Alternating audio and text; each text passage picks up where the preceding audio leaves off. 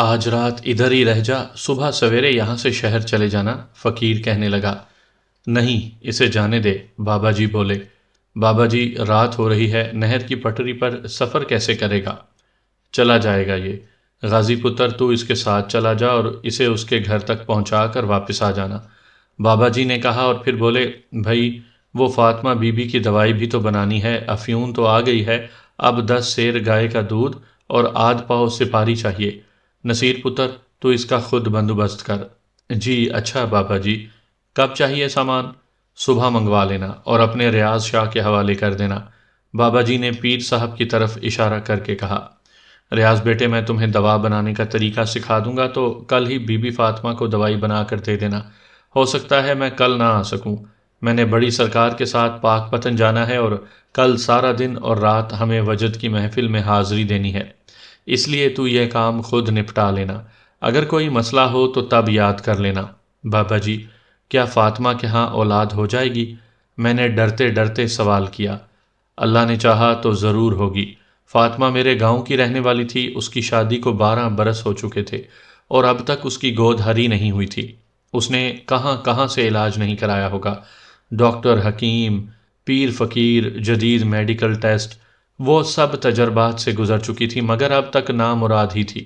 ڈاکٹروں نے کہہ دیا تھا کہ وہ بانجھ ہے، اس کی اولاد نہیں ہو سکتی، مگر دکھیاری امیدوں بھری تھی، مایوسی کے گرداب میں آسرے تلاش کرتی پھرتی تھی۔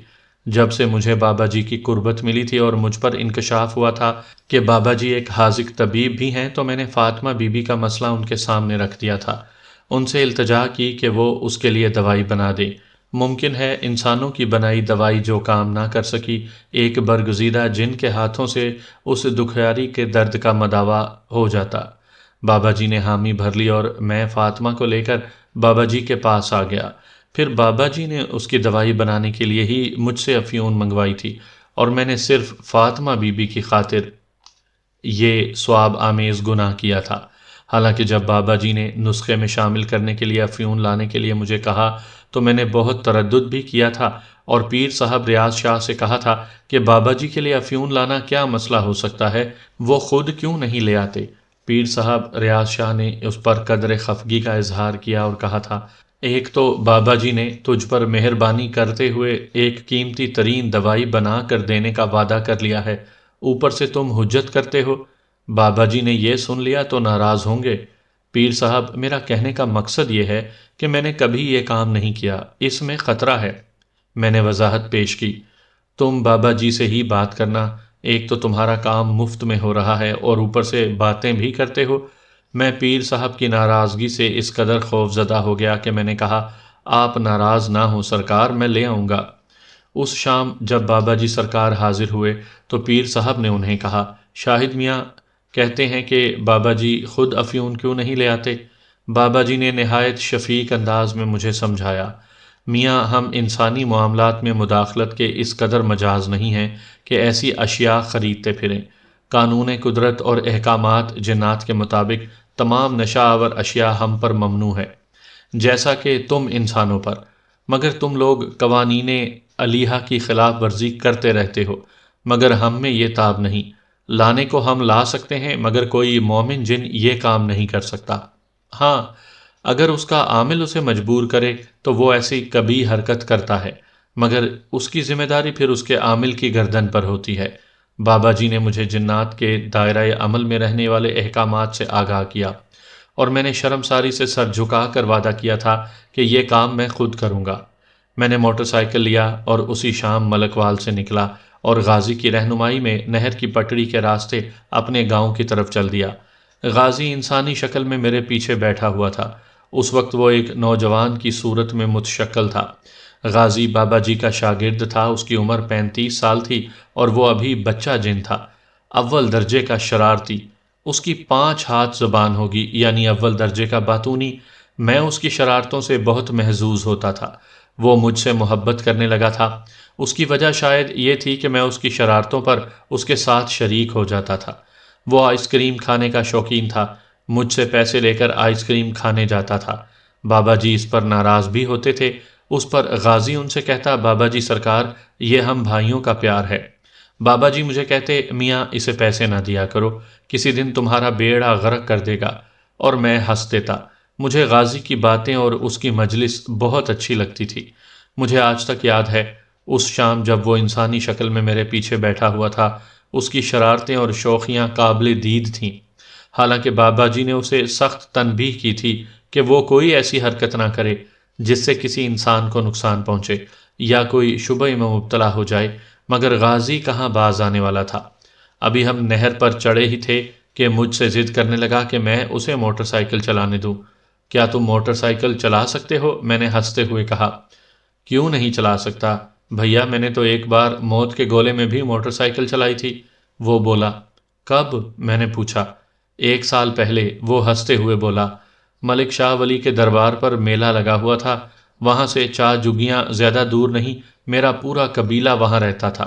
میں میلے کی رونقیں دیکھنے جاتا تھا۔ ماں باپ بہت منع کرتے تھے کہ ابھی تمہاری عمر بہت کم ہے، باہر نہ جایا کرو، مگر میں ضد کر کے چوری چھپے چلا جاتا۔ ملک شاہ کے دربار پر میرے ماں باپ ڈیوٹی دیتے تھے اور ان کا اپنا اثر بھی تھا۔ میں میلے میں چلا جاتا، ادھر موت کے گولے میں موٹر سائیکل سوار کو دیکھتا تو مجھے بہت اچھا لگتا۔ موٹر سائیکل ایک مخنث چلاتا تھا۔ میں انسانی روپ میں اس سے ملا اور اس سے کہا کہ مجھے بھی یہ کام سکھا دو۔ وہ مجھ سے بہت متاثر ہوا اور اس نے مجھے موٹر سائیکل چلانا سکھا دی۔ پھر ایک روز جب ابھی شو شروع نہیں ہوا تھا مگر لوگ گولے کے باہر جمع ہو چکے تھے، میرے دل میں نہ جانے کیا آیا کہ میں نے غیبی حالت میں موٹر سائیکل چلا دی۔ موٹر سائیکل گولے میں دوڑ رہی تھی مگر اس پر سوار نظر نہیں آ رہا تھا۔ پہلے تو لوگ اسے شوبدہ سمجھے، مگر جب گولے والوں نے یہ منظر دیکھا تو وہ پریشان ہو گئے اور شور مچانے لگے کہ موٹر سائیکل کون چلا رہا ہے۔ بس ان کا یہ کہنا تھا کہ شور مچ گیا۔ ادھر میری شوخی اتنی بڑھ گئی کہ میں نے موٹر سائیکل کی رفتار راکٹ سے تیز کر دی اور پھر موٹر سائیکل کو چلتی حالت میں چھوڑ کر بھاگ گیا۔ موٹر سائیکل ہوا میں اڑنے لگی اور گولے کی فولادی دیواروں سے ٹکرا کر ٹکڑے ٹکڑے ہو گئی۔ یہ دیکھ کر لوگ بھاگے اور ایک دوسرے کے اوپر گرنے سے زخمی ہو گئے۔ یہ شور مچ گیا کہ کسی جن نے یہ حرکت کی ہے۔ یہ خبر میرے ماں باپ تک پہنچ گئی اور انہیں یہ سمجھنے میں دیر نہیں لگی۔ بھیا، اس روز میری بہت ٹھکائی ہوئی تھی۔ میں غازی کی بات سن کر ہنسنے لگا۔ اور آج تم ایک بار پھر یہ حرکت کرنا چاہتے ہو؟ بابا، میں یہ رسک نہیں لے سکتا، مگر اب تو میں سیانہ ہو گیا ہوں۔ بابا جی سرکار سے اتنی مار کھاتا ہوں کہ اب عقل آنے لگی ہے۔ غازی کی باتیں سنتے سنتے سفر خیریت سے کٹ گیا۔ عشاء کے وقت گاؤں پہنچ گیا۔ راستے میں البتہ ایک دلچسپ واقعہ رونما ہوا۔ جب ہم گاؤں کے قبرستان کے پاس سے گزرنے لگے تو آوارہ کتوں کے ایک غول نے ہماری موٹر سائیکل کو گھیر لیا، مگر دوسرے ہی لمحے وہ بری طرح چیخنے چلانے لگے اور خوف زدہ ہو کر بھاگ گئے۔ غازی کہنے لگا، انہوں نے اب مجھے پہچان لیا ہے۔ شاید تم نہیں جانتے، کتوں، بلیوں، الوؤں، حتیٰ کہ گدھوں کو بھی جنات کے وجود کی خبر ہو جاتی ہے اور وہ انہیں دیکھ کر گھبرا جاتے ہیں۔ غازی مجھے چھوڑ کر واپس چلا گیا۔ میں رات گئے تک پرچے کی تیاری کرتا رہا۔ پچھلے 3 دن سے، یعنی جب سے میں ملک وال گیا تھا، وہاں پڑھنے کا موقع ہی نہیں مل سکا تھا۔ میں تو یہ سوچ کر اپنے دوست کے پاس پڑھنے گیا تھا تاکہ اپنی سوشل زندگی کی گہما گہمیوں سے بچ کر BA کے امتحان کی تیاری کر سکوں گا، مگر مجھے کیا معلوم تھا کہ مجھے وہاں جنات کی دنیا سے متعارف ہونا پڑے گا اور میری زندگی ایک ایسے راز کائنات سے آشنا ہو جائے گی جس کو پانے کے لیے لوگوں کی عمریں گزر جاتی ہیں۔ ہر انسان کی زندگی ناگہانی واقعات سے بھری ہوتی ہے۔ کوئی خوش قسمت، کوئی بدبخت ہی ہوگا جسے اتفاقات زمانہ کے ہاتھوں سخت قسم کے تجربات سے نہ گزرنا پڑتا ہوگا، ورنہ ہماری دنیا میں اربوں انسانوں کو یقیناً زندگی میں ایک آدھ ایسے معجزاتی، غیر مرئی، غیر حقیقی واقعات سے واسطہ پڑا ہوگا۔ میں بھی ان میں سے ایک تھا۔ اس وقت تو میں خود کو خوش قسمت ہی تصور کرتا تھا کہ اللہ تعالیٰ نے اپنی پوشیدہ کائنات کے باسیوں سے متعارف کروا دیا ہے اور مجھ پر یہ حقیقت روشن کر دی ہے کہ اللہ تعالیٰ کا فرمان ہر حال میں حق ہے۔ اس نے جو اس میں شبے کی گنجائش ہی نہیں ہے۔ ہم مسلمان تو بالغیب ایمان پر اطاعت رکھتے ہیں، پرکھوں سے مسلمان ہیں تو اس روایت پر چلتے رہتے ہیں۔ نمازیں، روزے اور اخلاقی تعلیمات ہمارے مسلمان ہونے کا یقین دلاتے ہیں۔ بے شک اسی میں ہماری نجات اور فلاح ہوتی ہے اور ایک مسلمان کی حیثیت میں ہمیں عبادت الہی سے غافل نہیں ہونا چاہیے۔ مگر ذرا سوچئے، کتنے مسلمان ہیں جو ایمان بالغیب کے باوجود گمراہی کی زندگی گزارتے ہیں؟ قرآن کریم میں شیطان اور جنات کو بطور ایک مخلوق ہم انسانوں سے متعارف کروایا گیا ہے، لیکن ہم جنات کے وجود سے غافل اور انکاری ہوتے ہیں۔ میں بھی ان میں سے ایک تھا، مگر جب بابا جی سرکار اور غازی کے علاوہ ان کے درجنوں جنات ساتھیوں اور کارکنوں، حتیٰ کہ بابا جی سرکار کے پیر و مرشد بڑے حاجی صاحب سے ملاقاتیں ہونے لگیں، تو میرا ایمان اس غیبی مخلوق کی حقیقت جاننے کے بعد بہتر ہو گیا۔ میں نے ان جنات کو انسانی شکلوں میں دیکھا، اپنے قریب پایا، انہیں چھوا، ان کے انسانی و جناتی خد و خال کا تجزیہ کیا، انہیں کھانے اور پھل کھلائے، ان کے کاندھے سے کاندھا ملا کر چلتا رہا، ویرانوں اور آبادیوں میں ان کے تجربات و مشاہدات اور معمولات دیکھتا رہا، ان سے حکایات زمانہ اور تاریخ کے المناک اور دلچسپ واقعات سنتا رہا۔ وہ اپنی محفلیں سجائے قرآن پاک کی تلاوت سے وجد کا سماع باندھ دیتے، شب ان سے نعتیں سنتے گزر جاتی، سحری کا تارا ان کی عبادات میں استغراق دیکھتے ساکت ہو جاتا۔ جنات سے میری 20 روز تک کی ان ملاقاتوں میں لگا جیسے میں 20 صدیاں گزار بیٹھا ہوں۔ ان کے گزرے ایک ایک پل کی ہر ساعت آج بھی میرے قلب و نظر کو عجیب شانتی روشناس کراتی ہے، اور میں سر سجدے میں گرا کر خالق حقیقی کی خالقیت، ابدیت اور اس کے نظام قدرت پر تسبیح شروع کر دیتا ہوں۔ واللہ خالق العظیم وہی تو ہے، رب الملائکہ، رب الانس، رب الجن۔ جب اس نے کہا کہ وہی ذات بالا و برتر ہے جو پتھر میں کیڑے کو رزق دیتی ہے، تو جنات ان کیڑوں سے بہت بالا مخلوق ہے۔ لوگ کہتے ہیں کہ کبھی ہوگی یہ مخلوق، مگر اب نہیں ہے۔ اربوں کھربوں انسانوں کے درمیان جنات کہاں بسیرا کرتے ہیں؟ ایک زمانے میں جب دنیا میں انسان کم تھے، جنات کی آبادیاں ہوں گی، مگر آنکھوں دیکھی ہوئی حقیقت ان پر بھی منکشف ہو جاتی تو وہ چلا چلا کر اس مخلوق کے وجود کی حقیقت کے بارے میں بتاتے پھرتے کہ ارے یہ مخلوق ابھی باقی ہے، اور زمین و آسمان کے درمیان ویرانوں، پہاڑوں، سمندروں، جنگلوں اور انسانی آبادیوں میں مقیم ہے۔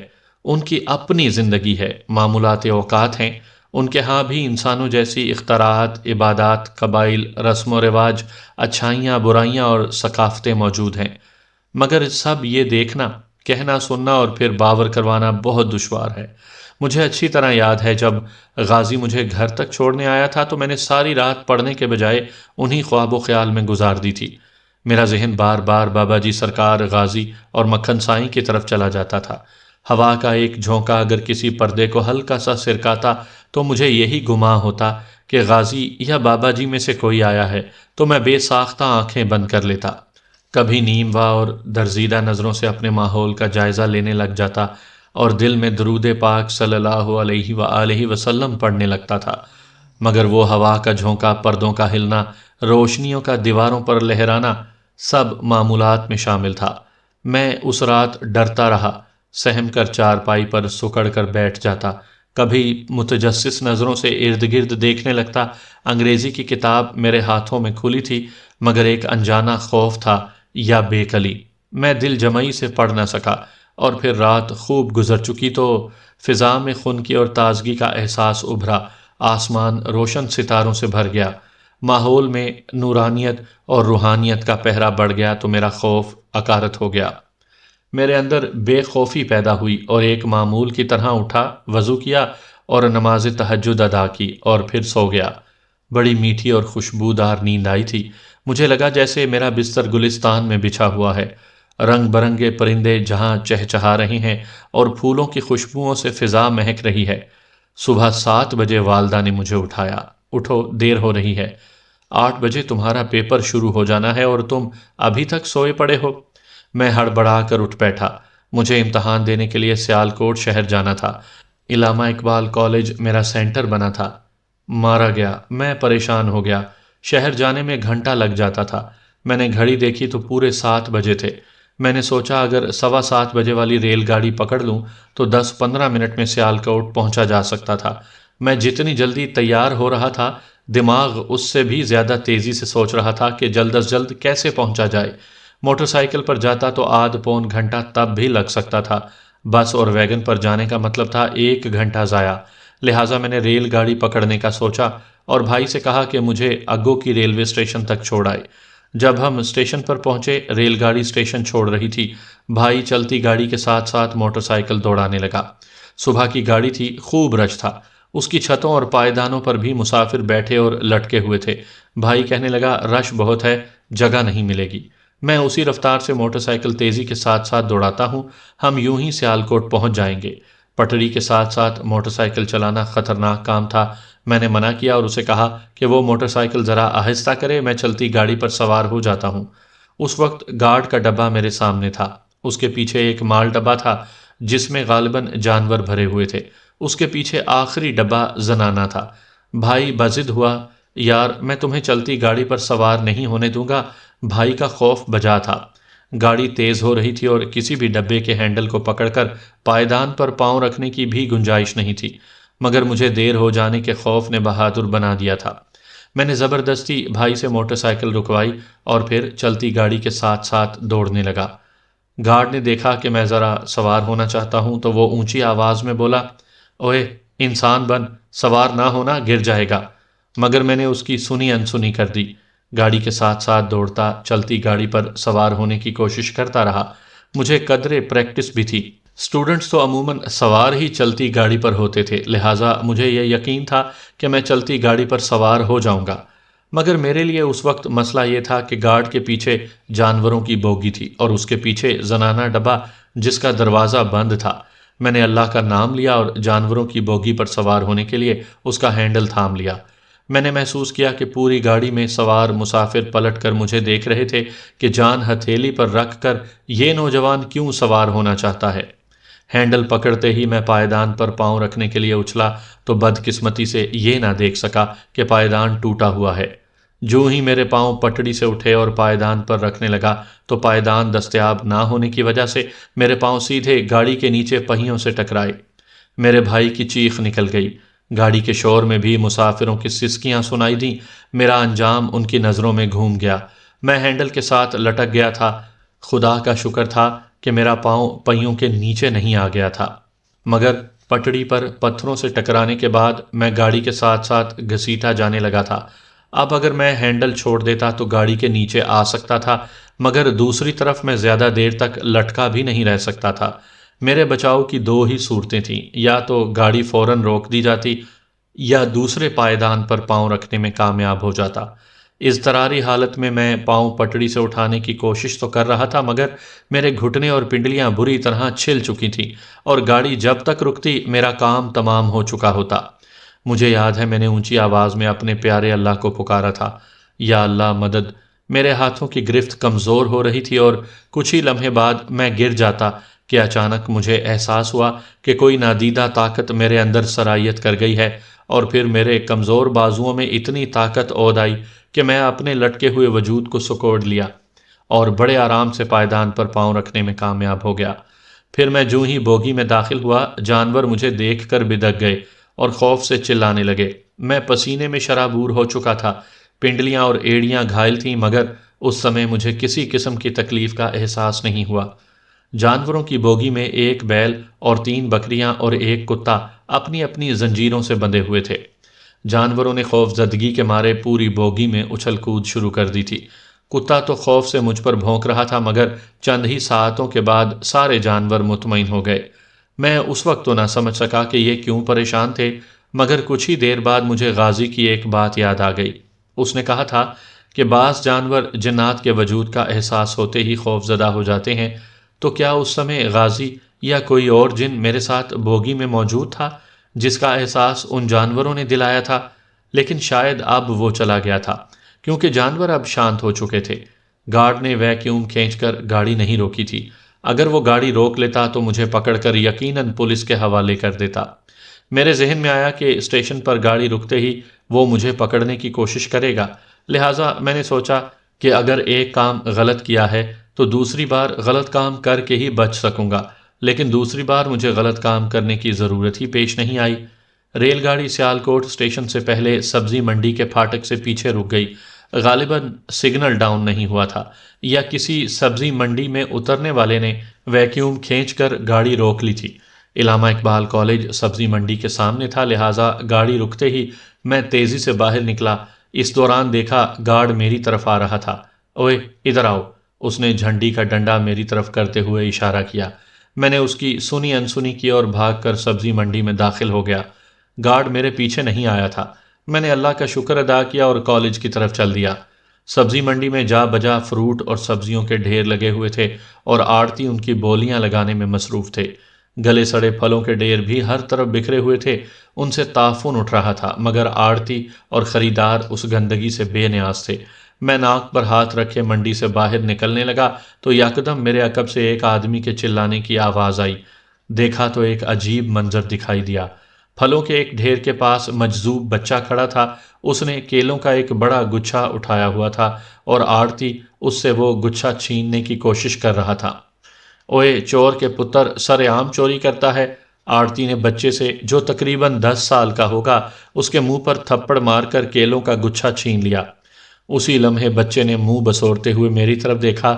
اس کی آنکھیں ویران تھیں، چہرہ صدیوں کی میل سے بھرا ہوا تھا، کپڑے پھٹے ہوئے تھے، پاؤں اور ہاتھوں کے ناخنوں میں سیاہ مٹی بھری تھی۔ میرے دل میں اس کے لیے رحم بھر آیا۔ میں نے سوچا کہ شاہد تمہیں آج خدا نے دوسری زندگی دی ہے اور پھر تم امتحان دینے جا رہے ہو، چلو سخاوت کرتے جاؤ۔ اپنا صدقہ خیرات کر کے امتحان میں بیٹھو گے تو ممکن ہے اللہ کو تمہاری یہ ادا پسند آ جائے۔ یہ سوچ کر میں آڑتی کے پاس پہنچا۔ وہ بچے کو دوبارہ تھپڑ مارنے ہی والا تھا کہ میرے تیور دیکھ کر رک گیا۔ یہ چور کا پتر! بس بس رہنے دو، تمہارے 4 کیلے اس نے اٹھا لیے ہیں تو کون سی قیامت آ گئی ہے؟ میں نے کہا کتنے پیسے ہیں ان کے؟ جناب یہ 4 نہیں، پورے 5 درجن کیلوں کا گچھا ہے۔ اس نے میری ڈنڈی خراب کر دی ہے، 2-3 کیلے تو اب اتار کر نہیں دے سکتا، 5 درجن کیلوں کی قیمت دیں مجھے۔ آڑتی بہت ہی نادیدہ قسم کا شخص تھا۔ تم لوگوں کو خدا کا خوف نہیں؟ مال بے شک گل سڑ جائے مگر کسی غریب کو نہیں دینا۔ کتنے پیسے ہیں اس کے؟ میں نے پرس نکالا۔ 100 روپے، وہ بولا۔ 100 روپے؟ 20 روپے درجن، 15 روپے درجن تو باہر سے مل جاتے ہیں، ادھر منڈی میں تو 10 روپے درجن ہونے چاہیے۔ میں نے تیوری چڑھا کر کہا۔ 5 درجن لوگے تو یہی قیمت ہے، زیادہ مال کی قیمت کم ہوتی ہے۔ آڑتی کاروباری انداز میں بولا۔ اچھا تم اس میں سے 1 درجن کیلے نکال دو، تمہیں کیا فرق پڑے گا؟ میں نے اس دوران گھڑی دیکھی تو 8 بجنے میں صرف 5 منٹ باقی رہ گئے تھے۔ میں جلدی سے بولا، دیکھو میرے پاس صرف 100 روپیہ ہے اور ابھی مجھے واپس گاؤں بھی جانا ہے، یہ 50 روپے لو اور اس میں جتنے کیلے آتے ہیں دے دو۔ اس نے جھٹ سے 50 روپے پکڑے۔ اسی لمحے بچے نے آڑتی کے ہاتھوں سے گچھا چھین لیا اور بولا، میں سارے کھاؤں گا۔ میں نیکی کر کے واپس مڑنے کا ارادہ کر رہا تھا کہ میرے دیکھتے ہی دیکھتے بچے نے 6-7 کیلے مٹھی میں پکڑے اور چھلکے اتارے بغیر منہ میں ڈال لیے۔ ارے یہ کیا کر رہے ہو؟ چھیل تو لو۔ میں یہ کہتا ہی رہ گیا اور بچہ 7 کیلوں کا ایک لقمہ بنا کر کھا گیا اور دوسرا لقمہ لینے کے لیے 6-7 کیلے مزید منہ میں ڈال لیے۔ میں پہلے تو حیران ہوا، پھر سوچا کہ مجذوب بچہ ہے، اسے کھانے پینے کے آداب کیا آئے ہوں گے۔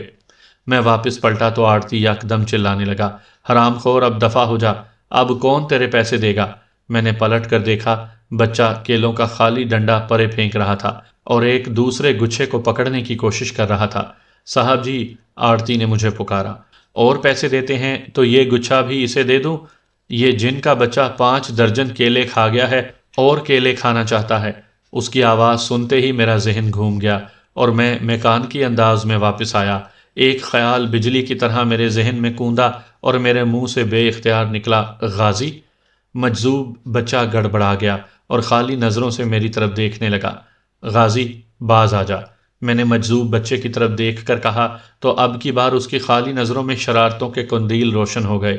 مجھے بابا جی سرکار کی بات یاد آ گئی، شاہد اسے زیادہ پیسے نہ دیا کرو، یہ تمہیں برباد کر دے گا۔ میں بھی دھیرے سے مسکرا دیا۔ مجذوب بچے کے روپ میں غازی کھڑا تھا اور ندیدوں کی طرح کیلے کھانے کے لیے مچل رہا تھا۔ میں نے منہ اس کے کان کے قریب کیا۔ غازی یار، میں جانتا ہوں تو یہ ساری سبزی منڈی بھی ہڑپ کر جائے تو تیری ایک آنت بھی نہیں بھرے گی، مگر یار میرے پاس اب 50 روپے بچے ہیں، میں نے کل بھی پرچہ دینے آنا ہے، ویسے بھی تیری اس حرکت سے یہاں تھرتھلی مچ جائے گی، شرافت سے واپس چلا جا۔ ورنہ بابا جی کو خبر ہو گئی تو تیرے ساتھ میری بھی چترول ہوگی۔ بھیا تمہاری جان روپے پیسوں سے مہنگی ہے، تو 50 روپے صدقہ دے کر خوش ہو رہا تھا۔ غازی منمناتے ہوئے بولا، خیر اب تم پر قرض ہے، اگر میں وقت پر نہ آتا تو ریل کی پٹڑی پر تمہارے اتنے ٹکڑے نظر آتے جتنے یہاں کیلے پڑے ہیں۔ اوہ شکریہ غازی، میں جان گیا تھا کہ اس کرامت میں تمہارا ہاتھ ہوگا۔ میں نے اس کے کندھے پر ہاتھ رکھا، آڑتی پریشان ہو رہا ہے، تمہاری بے احتیاطی سے یہاں دہائی مچ جائے گی۔ میں نے غازی کو سمجھایا۔ آڑتی کو ہماری باتیں سنائی نہیں دی۔ غازی نے کیلوں کا گچھا واپس رکھ دیا اور بولا، اچھا اب تم جاؤ بھیا اور پیپر دے آؤ۔ ہاں یاد آیا، سورہ یاسین پڑھنا نہ بھولنا۔ میں نے جیب کو ٹٹولا تو سورہ یاسین چھوٹی سی کتابی صورت میں میرے پاس تھی۔ میں نے غازی کو ادھر ہی چھوڑا اور امتحانی سینٹر میں پہنچتے ہی جلدی سے غسل خانے میں گیا اور ہاتھ پاؤں صاف کر کے وضو کیا اور پھر امتحانی کمرے میں پہنچ گیا۔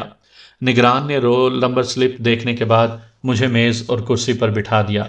میں نے کرسی پر بیٹھتے ہی سب سے پہلے سورہ یاسین جیب سے نکالی اور پڑھنے لگا۔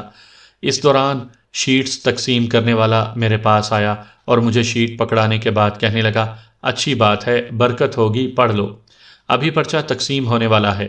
میں سورہ یاسین پڑھنے میں اس قدر مستغرق ہو گیا کہ مجھے پتہ ہی نہیں چلا کہ کب ایک نگران سوال نامہ لے کر میرے پاس آیا۔ اس نے مجھے متوجہ کر کے سوال نامہ دیا اور بولا، مولانا اب پرچے کی فکر کرو۔ میں نے اس سے سوال نامہ لے لیا اور دوبارہ سورہ یاسین پڑھنے لگ گیا۔ میں نے جب تک 3 بار مکمل سورہ یاسین نہیں پڑھ لی پرچے پر نظر نہیں ڈالی۔ اس دوران آدھا گھنٹہ تو گزر ہی گیا ہوگا۔ نگران اور پھر سپرنٹینڈنٹ تک اب پریشان ہو رہے تھے کہ میں کیا کر رہا ہوں۔ اس قدر بے فکری کے ساتھ سورہ یاسین پڑھنے میں مصروف ہوں اور پرچے کی کوئی فکر ہی نہیں کر رہا۔ سچی بات تو یہ ہے کہ مجھ میں سوال نامہ پر نظریں دوڑانے کی ہمت ہی نہیں ہو رہی تھی۔ کوئی قوت تھی یا کوئی اور خیال جو مجھے کہہ رہی تھی، گھبراؤ نہیں، پڑھتے جاؤ، تمہارا پرچہ انشاءاللہ ٹھیک ہوگا۔ مگر اس خیال کے سہارے میں زیادہ دیر تک وہاں بیٹھا نہیں رہ سکتا تھا، مجھے پرچہ حل کرنا ہی تھا۔ کب تک حقائق سے نظریں چراتا؟